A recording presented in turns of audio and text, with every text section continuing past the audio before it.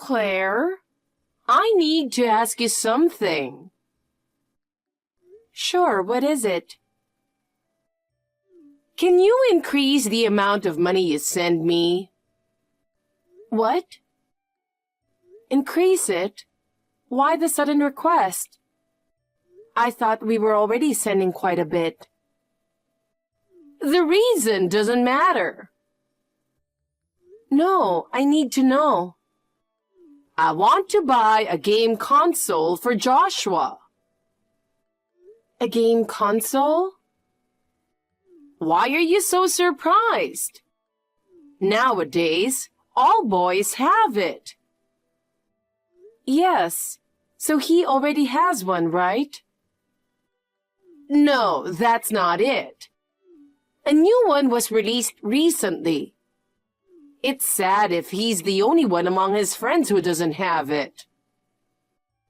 But Tina, we're already sending enough money. If he really wants it, his parents should buy it for him or let him use his allowance. Oh dear, what are you even saying? Game consoles nowadays are super expensive. There's no way he can buy it with his allowance. Kelly and Rick are in the middle of raising him. They don't have extra money. I really want to buy it for him. It's heartbreaking if he gets bullied by his friends. But he's aiming for a pretty difficult high school, right? I think it's better not to encourage gaming right now. Are you saying it's okay for your nephew to feel miserable? That's not what I mean. I just think he should focus on his studies right now. It's a family's duty to make sure he doesn't feel left out, right? Geez, you're useless. Being the eldest son's wife, you should provide the money. I don't think it has anything to do with being the eldest son's wife. I'm sorry, but we can't increase the amount we send. We're also struggling with our budget. Then you should save more. We're already saving as much as we can. You could cut down on your groceries or find other ways to save. We can't save any more than we already are. The game console issue should be resolved by Kelly and Rick. How stingy you are. We need to think about our own lives too. Fine. I didn't expect much from you anyway, but this is just disappointing. Sorry, Tina. Claire, guess what? I have big news. Joshua is accepted to his first choice of high school. Congratulations, that's wonderful. He takes after Kelly. Such a smart kid. I'm really looking forward to his future. So, in the end, you didn't buy the game console, right? No, I didn't. Because you were stingy. But it turned out well since he focused on his studies. Oh, hush. By the way, as a celebration gift, I need you to give Kelly and the family $5,000. Excuse me? Do you have a problem with that? When they bought their house, you gave them $10,000 as a housewarming gift. So $5,000 should be easy. That was because you insisted that we give at least that much. $5,000 for high school acceptance? That's insane. What are you talking about? It's normal for the eldest son's wife. It's actually on the low side. Kelly gave my son $20 when he started high school. Oh, she did give a gift. That's nice of her. There was no need to give anything to that incompetent kid of yours. Please don't speak badly about him. Why not? It's the truth. He's never smiled and has always been a gloomy, unlikable kid. That's just his personality. I know. Isn't it called a developmental disorder or something? Even so, I love him dearly. If Steve had married someone else, we wouldn't have had such a problematic child. What are you trying to say? I thought you'd have brilliant kids because your father is a doctor. But what a disappointment. I don't think we've caused you any trouble. We even send you a set amount every month. Of course you do. It's the duty of the children to take care of the mother. But Steve told me you have an inheritance from your late husband, right? That money was used up long ago. I heard he left a substantial amount. Shut up! It's rude to ask about your mother-in-law's savings. I was just curious.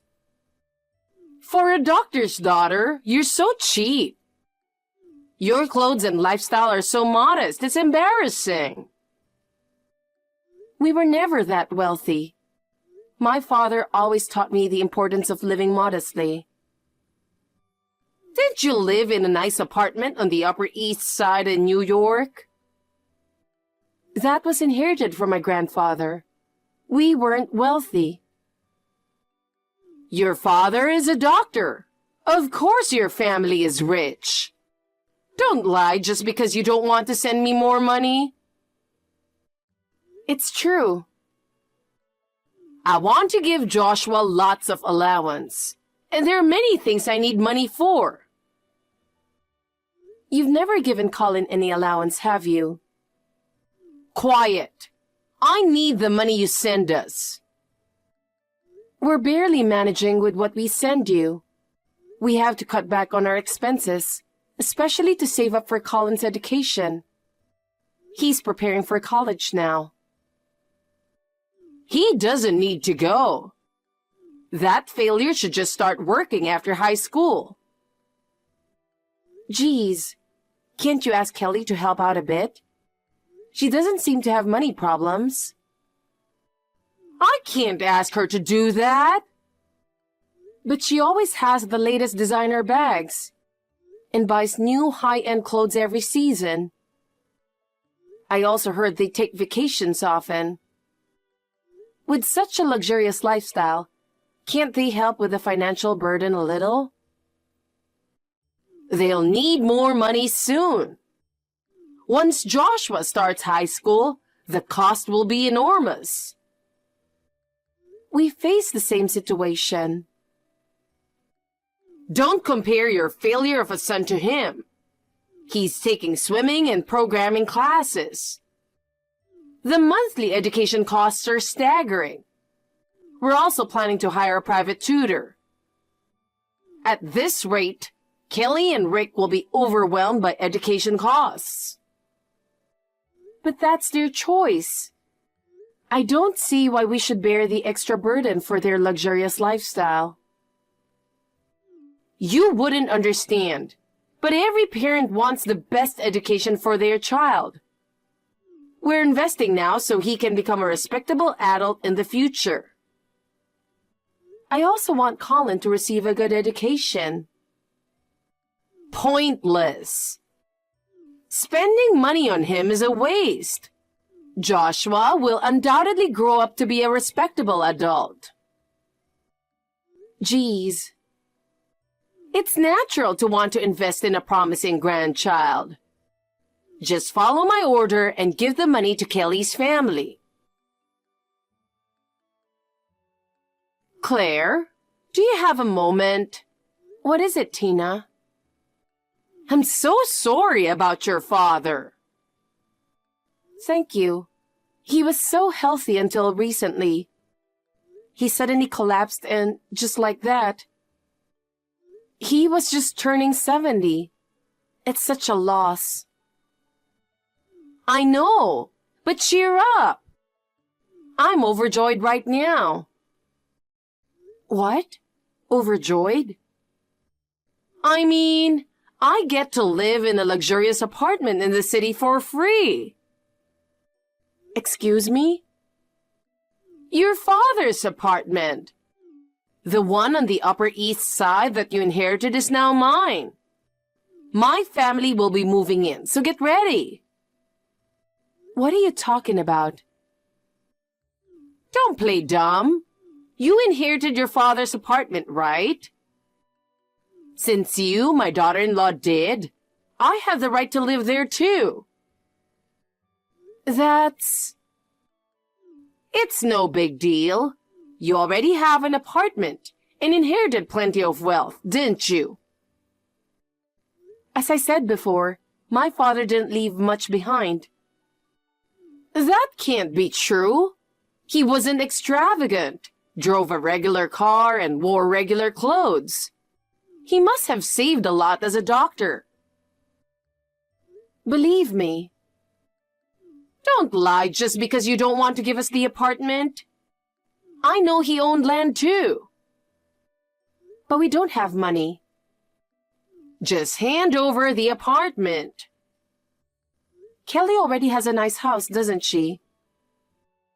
When I told her she could live in an Upper East Side apartment, she was thrilled.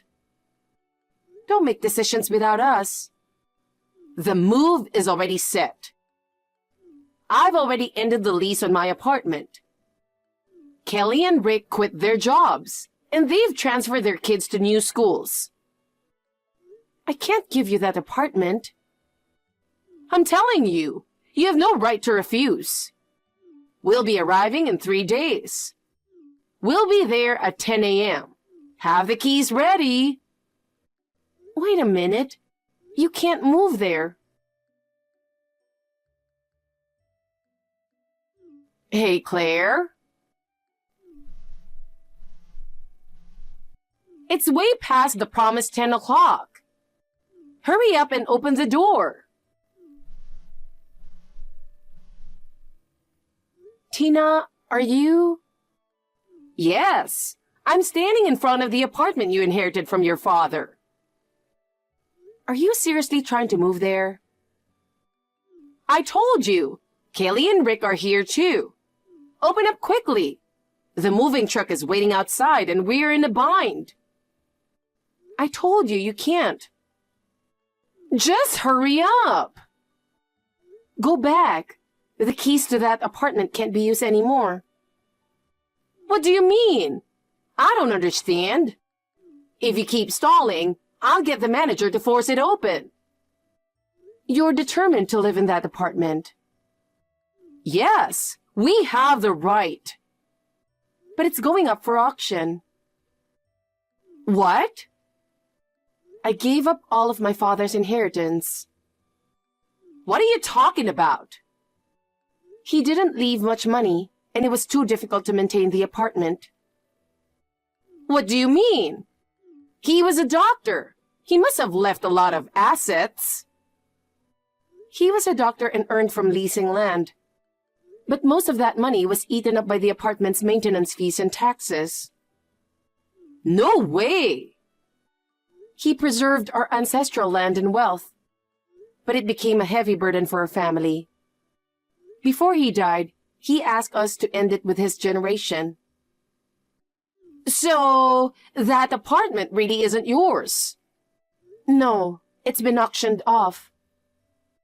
How could you do that? We had no choice. We knew that inheriting his estate would only continue to increase our burden, so we gave it all up. This is unbelievable. We're starting a new life from now on. We want to live without the burdens of the past. What about us? I don't know. You'll have to figure it out yourselves. Wait a minute. What are we supposed to do now? We've already arranged the move. I'm sorry, but Kelly and Rick even sold their house. What? They did? Yes. They sold a $400,000 house for $250,000. Why did you go to such lengths to move? It was for Joshua. What do you mean? He was bullying his classmates so much that it became a big issue at his school. Bullying? What did he do? He ripped other kids' homework and put garbage in their lockers, causing a huge commotion at school. The counselors and teachers warned him, but it didn't help, and they were at their wits' end. I had no idea. The whole family is being ignored in our hometown, so we thought moving to the city would be best. Joshua has been spoiled rotten. What did you say? Colin is a failure. Actually, he got into medical school. What? And it's a state university, so it's not too expensive. We're relieved. You must be kidding. There's no way that idiot got into medical school. He's socially awkward and can't even talk to people properly. It's understandable you'd think that. He struggled with communication from a young age and didn't make friends easily. But he had plenty of time to focus on his studies. He loved science experiments since elementary school and turned their kitchen into a lab. In middle school, he spent every day at the library reading medical and biology books. He has an exceptional focus on specific subjects and dives deeply into what interests him. Oh, really? Yes, my late father saw a lot of himself in him. He was a passionate doctor too. In high school, Colin was always at the top of his class, especially in biology, where he won national awards. His teachers recognized his talent and strongly recommended medical school. I see. So it's natural for him to go to medical school. His hard work and talent paid off. Unbelievable! A failure going to state medical school? Thanks to him, we saved the college funds we had set aside and decided to buy a house in the suburbs. What? I always felt suffocated living in the city. Since his university is in the countryside, we're moving and building a house there. You never told me that. I hadn't mentioned it. Colin doesn't like the city much, so it's a good opportunity for our family. Who's going to take care of me in my old age? Your beloved Kelly and her family are there.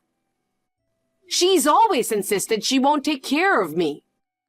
I'm relying on you and Steve. She's quite self-centered.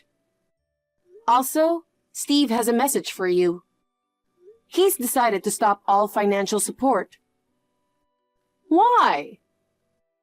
You've always favored Kelly over him. Even though they're siblings, you've been discriminating against him. Despite that, he's been patient out of gratitude for raising him.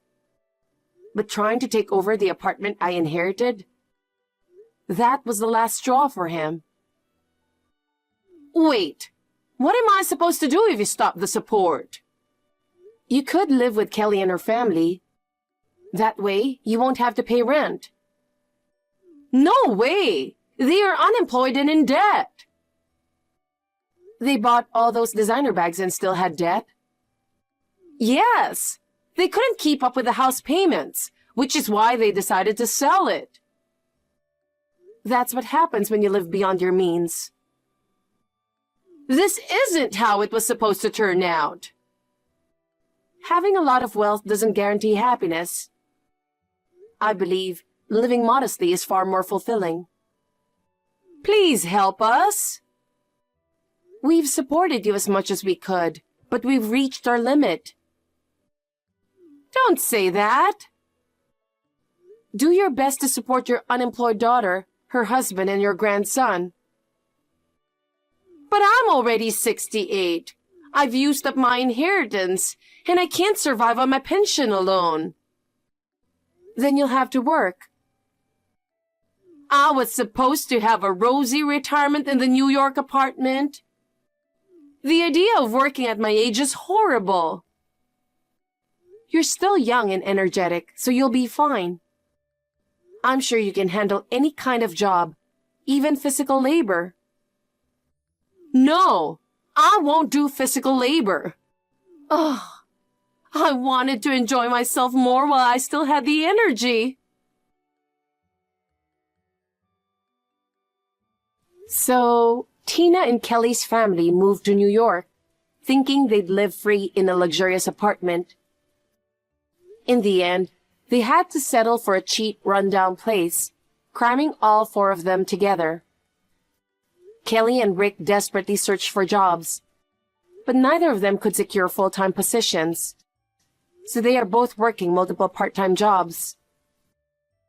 Josh's problems continued at the new school, leading to isolation and skipping classes to stay home.